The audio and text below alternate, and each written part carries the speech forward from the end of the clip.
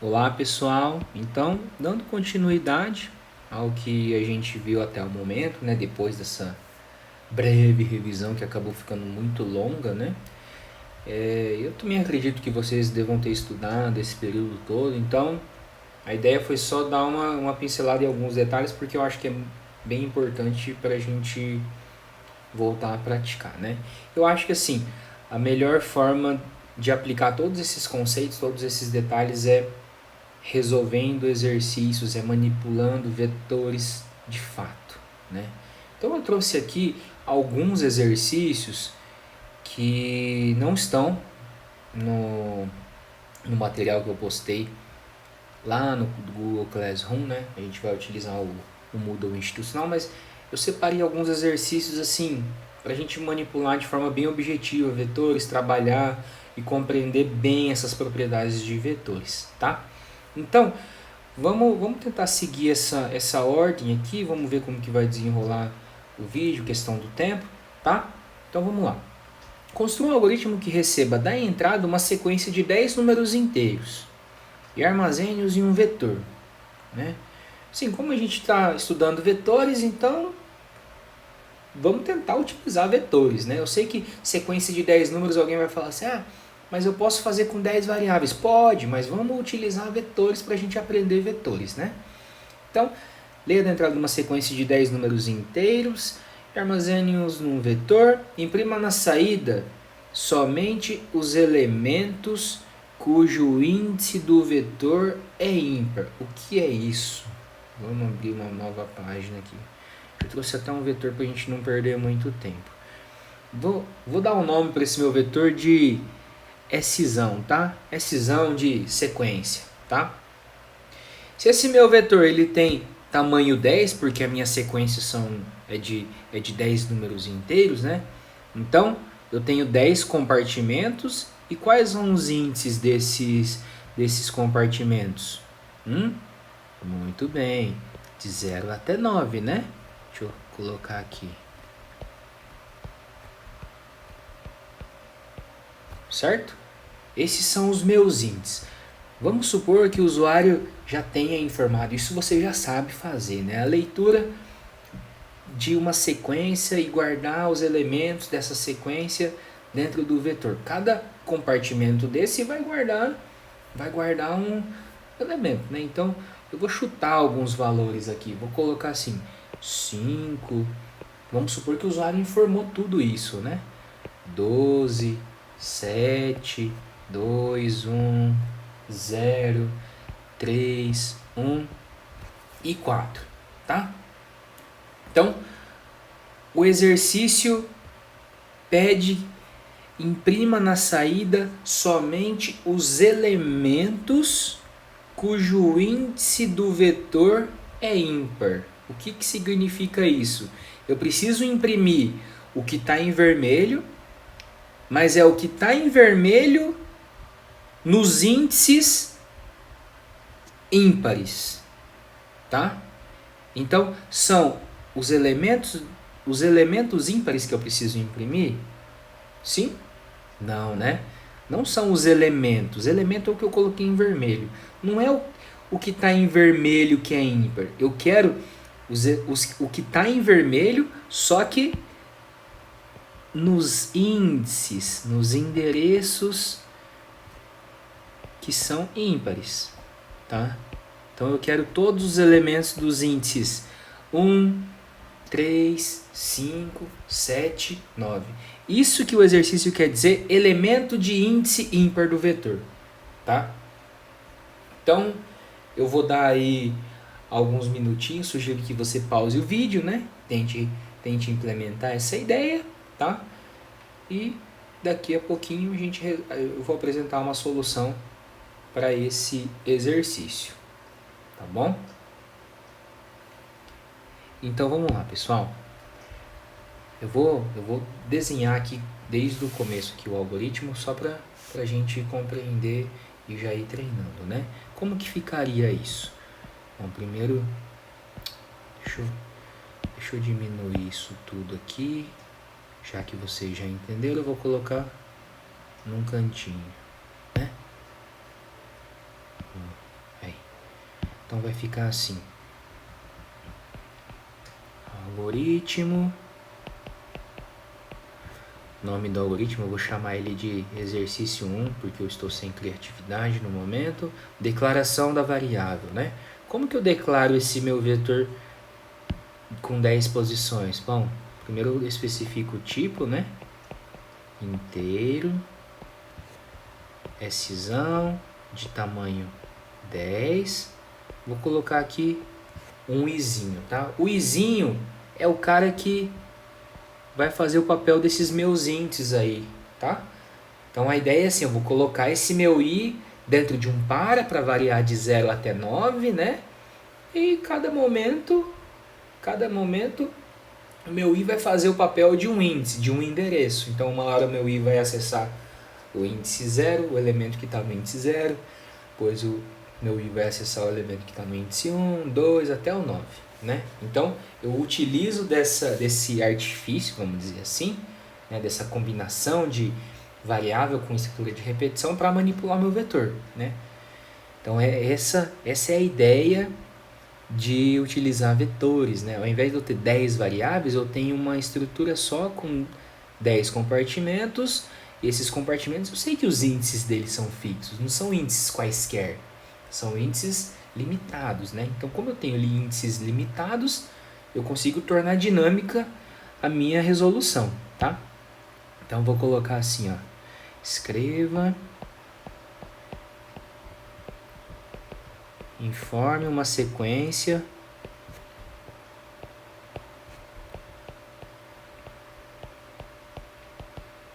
de 10 números, né?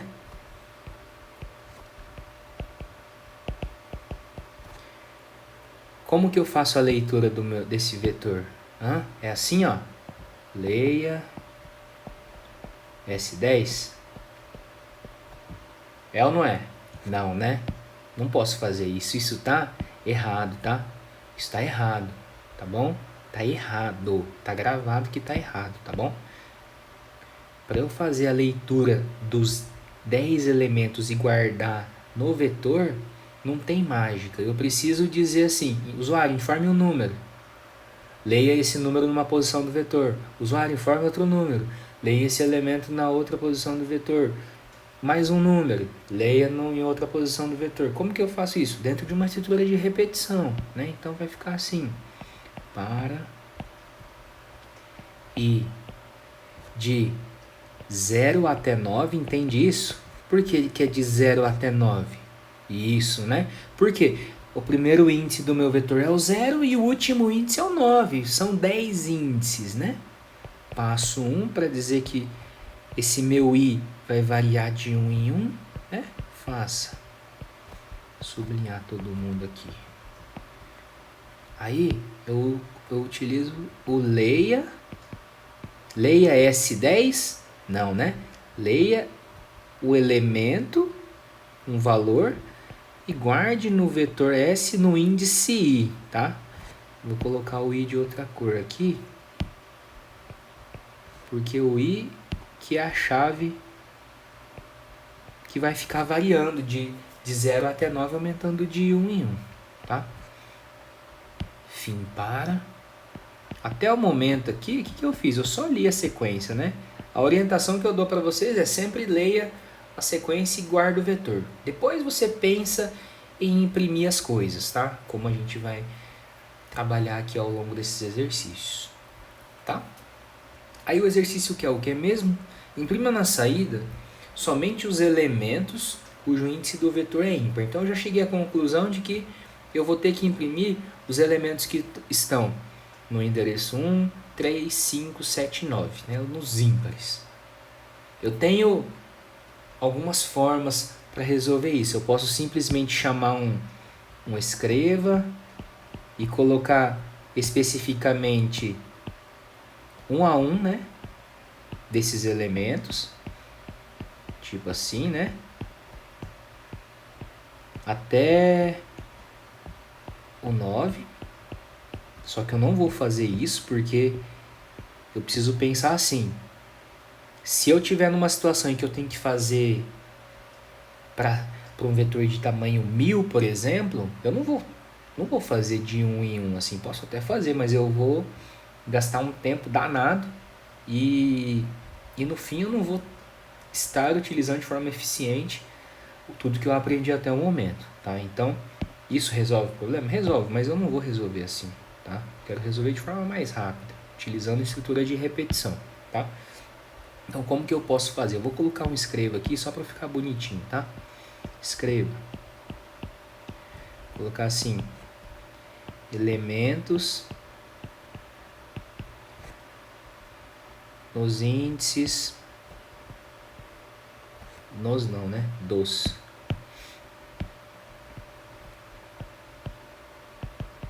índices ímpares do vetor,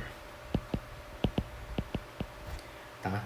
E aí eu posso utilizar o mesmo i para percorrer esse meu vetor, tá? Então, uma possível solução é assim: para i de 0 até 9,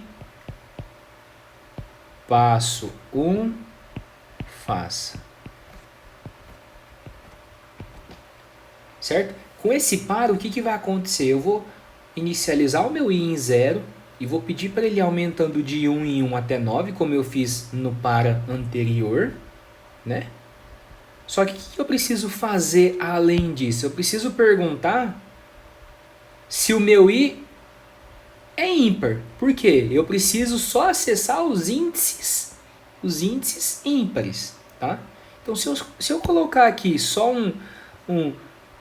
escreva SI, tá certo ou tá errado? Tá errado, né? Por quê? Nesse formato, esse para, ele vai descrever todos os elementos do vetor, mas eu quero todos os elementos dos índices ímpares, né? Então, eu vou deixar guardado isso aqui para não ter que copiar de novo, tá? Deixar bem aqui assim. Então, antes disso, eu preciso verificar o quê? Se o índice no momento, se o i do momento é ímpar, né? Então, eu posso colocar assim: se o índice em questão, o índice atual, for ímpar, né? Ou seja, o índice dividido por 2 dá resto 1, então, início, né? Escreva SI. Fim C, né? E fim para. Aí tudo bem. Qual que é a ideia aqui? Bom, o meu i ele vai variar de 0 até 9, aumentando de 1 em 1. Então, para cada i, eu pergunto se esse meu i é ímpar. Se o meu i for ímpar, então tudo bem, eu posso escrever o elemento que está no vetor S no índice I, certo? Vou colocar uma seta aqui, tá? E se não for ímpar, eu não faço nada, o meu I vai aumentar mais 1 e vai para o próximo, até chegar no 9. Quando chegar no 9, passar do 9, essa estrutura de repetição se encerra, tá bom? Fim algoritmo.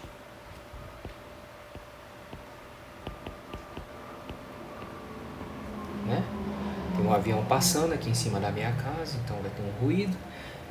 Isso, pessoal. Tem outra forma de fazer? Claro que tem, né? Eu posso fazer uma forma mais prática? Acredito que alguém deve ter pensado aí. Deixa eu duplicar aqui a página. Ó, eu sei que o meu vetor ele vai dos índices 0 até 9. E eu sei que os índices ímpares é de 1 até 9, né? Certo? Eu tenho 1, 3, 5, 7, 9 para esse tamanho de vetor. Então, eu posso utilizar um passo 2 e sem ter que utilizar uma verificação para ver se é ímpar. Posso, né? Como assim? Olha só, basta que eu coloque no meu para o meu i começar de quanto até quanto? De 1. Ixi, ficou feio esse 1. De 1 até... até 9, tá certo, né? E ao invés de eu colocar passo 1, eu coloco passo 2. Por quê? O meu I vai começar no 1, vai até o 9 e vai aumentar de 2 em 2. Então, uma hora o meu I vai valer 1, da próxima vez o meu I vai valer 3, da próxima vez o meu I vai valer 5, 7 até o 9. Tá? Então, eu posso colocar, reduzir dessa forma. Tá? Deixa eu arrumar aqui as coisas. Vou colocar aqui.